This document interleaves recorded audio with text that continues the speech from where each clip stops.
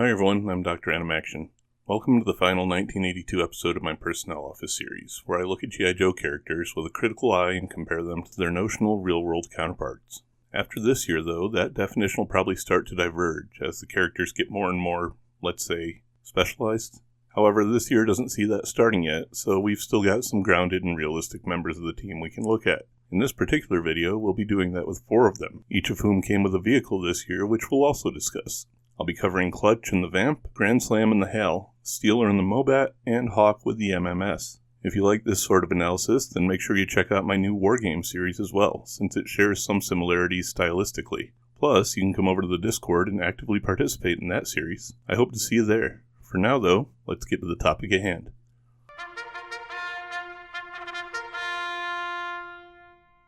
Like usual, we'll start by taking a look at the characters' file cards, going through them each one at a time. We won't take a look at the box fronts until we talk about the vehicles, though.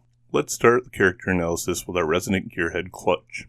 Starting at the top of the card, we see his codename, which is pretty self-explanatory due to it being a car term, and we see he's listed as the Vamp driver. But as the Vamp is a very generic and multi-purpose vehicle, I imagine that most everyone was a Vamp driver. Maybe they specify that since they list his primary specialty as transportation, but honestly, his secondary specialty being infantry works just as well here. In the real-world military, every MOS and every unit has multiple licensed drivers who operate Humvees, LMTVs, and even Hemets. When I was in the infantry, I had a Humvee and an LMTV, both that I was assigned as driver for. People with the transportation MOS usually drive other sorts of equipment, like semis, buses, and pallet trucks. It's more likely that infantry would have been his primary. We also see that he's regular Army and an E4, which probably means specialist. Continuing on, we see that his background is in mechanical work and street racing, so he'd actually probably hate being in transportation and would more likely have a secondary MOS of vehicle mechanic. We also see that he's only listed as having graduated primarily infantry schools, like Ranger and Covert Ops, which again, I don't really know what Covert Ops means. Since Larry Hama wrote these, and they were based on his personal military knowledge from Vietnam, I've decided it probably means MACSOG School, which stood for Military Assistance Command Studies and Observations Group, who were super-secret commando types. His weapons qualifications also seem to support his primary as infantry, since they include some specialized weapons like the M79, though the M3 grease gun seems especially appropriate for him. Finally, for Clutch, I only really believe his flavor text right up until the point that he makes the mistake of calling Scarlet a chick. Now let's move on and take a look at Grand Slam. First off, I have no idea what his codename's all about, since there's no reference anywhere on the card to baseball. Maybe he loves to eat at Denny's or something. Secondly, I take issue with this one right off the bat, since he's listed as a laser artillery soldier. The problem here is that artillery is an indirect fire weapon that travels long ranges in a parabolic arc. Lasers don't really arc, or at least not enough to be an indirect fire asset. Sure, they can be affected slightly by the effects of gravity, but not enough that when you fire upward will ever come back down. Anyway, we also see here that he's another regular Army with rank of E5, or Sergeant. He's listed as having a primary specialty of artillery, which I kind of just talked about, and a secondary of electronics engineer, which is a college degree, not a military specialty. He's essentially pretty much the same sort of specialist as Flash, and should probably mirror his specialty of infantry and his secondary of electronics. Grand Slam schools and qualifications section do support his role as artillery, but the non-traditional nature of the HAL counters that pretty hard. And then we have his flavor text, which colors him in a similar fashion to probably a lot of us who were actually G.I. Joe fans. Smart, introverted escapists. Next up is the first officer we've covered so far, and one of only 2 from this year, Steeler. His card starts out listing him as a tank commander, which is appropriate, and his codename, which is probably chosen due to a combination of him driving around a big heap of metal and also being from Pittsburgh. It also shows him as regular Army, with a rank of 01. This means he's a newly minted officer who was recently commissioned as a second lieutenant, or, as they're affectionately called, butterbars, and universally mocked as, what's a nice way to say this? Low contributors to a unit's mission. Yeah, that'll work. He's listed as having a primary specialty of armor, which would be accurate,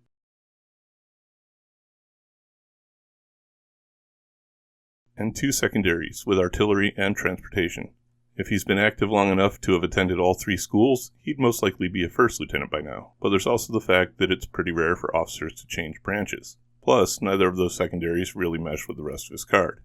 We see that he's an ROTC grad, so probably only 22 or 23 years old, which would likely make him one of the youngest characters in this first series of Joes as well. He's also listed as being familiar with all the other armor vehicles out there and a graduate of Armor School, Artillery School, and Covert Ops School, which is weird since you don't usually take tanks or cannons on covert operations. The Cadre XAFV project thing must be something to do with developing the MOBAT, and the AFV desert exercise they mentioned is probably referring to the NTC, or National Training Center, a rotation out in the Mojave Desert, which are 3 to 4 week long training exercises. Finally, we have his flavor text, which mentions clashing with authority, but when that authority is Hawk and General Flag, I can't see him lasting long as a Joe if that were the case. Last but not least for the file cards, we come to the last driver of the year, Hawk. Here in his first appearance, Hawk is identified simply as a missile commander, coming from the regular army and having a rank of 06, which is a colonel. I won't go into too much speculation as to his codename, and instead will let you all figure that out for yourselves later in the video. There are a couple of things here that I take issue with though. First is his role as, quote, missile commander, unquote. It would be more appropriate for a colonel to be a missile brigade commander with something around 12 to 1,800 troops under his command. A single launcher unit like this would more appropriately be operated by a small team led by an NCO, or maybe a junior officer. My next issue is due to the fact that his primary specialty is listed as artillery and his second as radar. The MMS that he comes with is an actual real-world weapon system, but it's a surface-to-air system and would be manned by soldiers with a specialty of air defense artillery, which is very different from regular artillery. Air defense personnel, or ADA because the Army loves acronyms, are also trained as radar operators since these are pretty important to their role, so I assume that this secondary specialty maybe refers to a radar repairer, which is a specifically enlisted specialty. If I get anything wrong in this section, I know that I have a regular viewer who is actually an air defense artillery veteran, so hopefully he'll correct me down in the comments. Moving on, we see that the first school listed here is infantry, and the second covert ops, suggesting he's more likely an infantry officer with some ADA cross-training. We also see USA ENG COM EVR, missile and radar training, which is something I have no idea about and couldn't find anything about while searching. It's got ENG in it though, which is actually the military abbreviation for engineers, and he's got no other reference to engineering, so I don't know. He's a rich kid West Point graduate, which I'll try really hard not to hold against him, and is only qualified with an M16 and a pistol.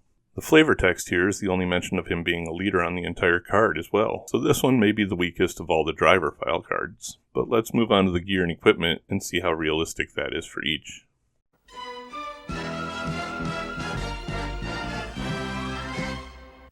We'll start off here again with Clutch, who actually has some unique features for this year's figures. He's still wearing the tanker-looking boots and shared waist-piece LBE belt as all the other figures, as well as having mysterious leg pockets on both sides, as was pretty standard this year. His torso is where things differentiate a bit though, as the shirt has these brown highlights that seem to be some sort of padding, and larger pads on each shoulder.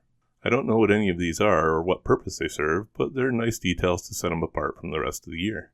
Plus, it's finally someone wearing a button up top over a t-shirt, which is a lot more military accurate than those sweater things. He's also the first Joe we've seen that actually carries a pistol, wearing it in that cross-chest holster, which is an actual thing.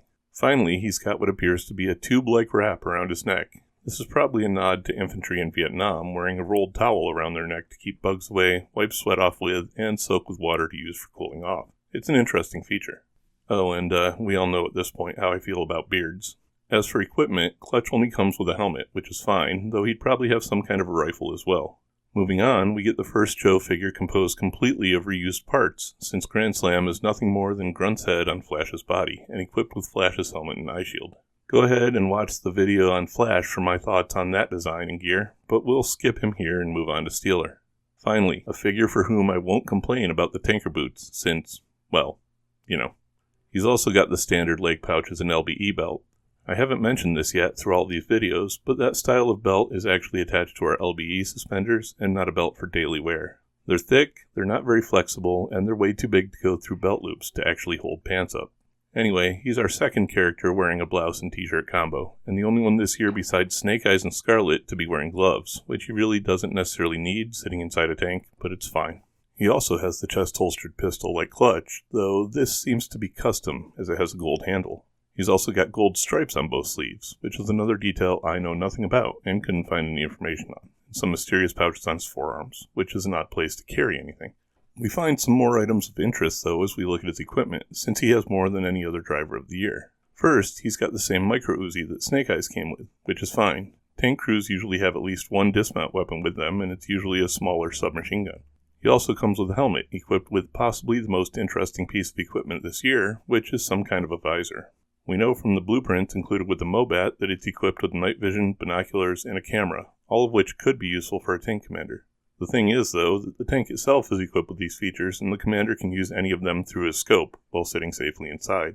The only reason you'd need them on a visor is if you spent most of your time sticking your head out, which we'll talk about momentarily. Lastly here, we get to Hawk, who is another kit-bashed reuse of parts for the year, with a short fuse's head on a recolored grunt body, equipped with the same short fuse helmet and visor combo. So again, you can watch the short fuse video for my thoughts there. Now though, for something different, let's take a look at the vehicles each came with.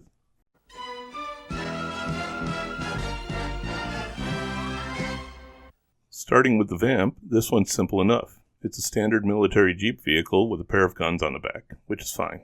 The problems I have with this, though, are that it only sits 2 people and apparently needs a gun to be aimed and fired from inside the cab.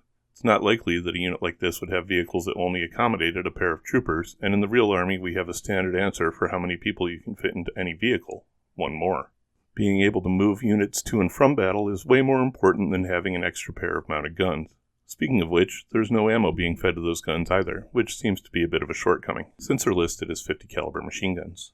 Other than that, the Vamp's fine. Nothing special design-wise, but nothing too terribly out of left field either. Moving over to Grand Slam's HAL, or Heavy Artillery Laser, we get some pure science fiction. This thing is basically a big generator with a seat and a pair of barrels on it. The design's good enough, I guess, for a completely fake weapon, but a real-life version of this wouldn't really work at all, since it would have to run off of stored power, meaning you wouldn't get many, if any, shots out of it. And again, if you look at the little computer on it, he's targeting a flying vehicle, so more like an air defense weapon than an actual piece of ground artillery. Shifting focus to the Mobat, I just have to say, what is this thing supposed to be? Sure, it's a tank, but a tank with a single crew member and no internal space, with the access hatch in line with the cannon breech. I know that's probably just a shortcoming of the toy, especially since they had to fit all the motorized pieces in there, and that in the comics it actually holds an entire crew, but right now, I'm just looking at the toy. And the whole design, it's really just kind of a mess. First, tanks are usually manned by 4-person crews, consisting of a driver, a loader, a gunner, and a commander, all of whom need to be able to fit in said tank. The operative word there is in, which is my next complaint about the Mobat, as there's no internal cabin. The entire point of an armored vehicle is that the occupants benefit from that armor, which they need to be inside of to do. Otherwise, it's a tank, which is fine. The design, if not accounting for what I just said, is pretty tank standard. Oh, except for that central access hatch. You never want anyone stationed directly behind the cannon, as a really large metal thing called a breech slams back when you fire and would destroy almost anything sitting there, or anyone. These hatches are always offset for that very reason. And finally, we come to the last vehicle, or at least last weapon system of the year, with Hawk's Mobile Missile System, or MMS. I really don't have to do much of a comparison here though, as this is a pretty faithful reproduction of a real-world weapon, coincidentally called the Hawk Missile System. I'm guessing that that's probably the source of his codename as well. My only complaint with this one, since I need to have at least one complaint for everything, is that I wouldn't want to be standing that close to it when it fires. Real-world operators usually sit in a vehicle-mounted control suite a decently short distance away.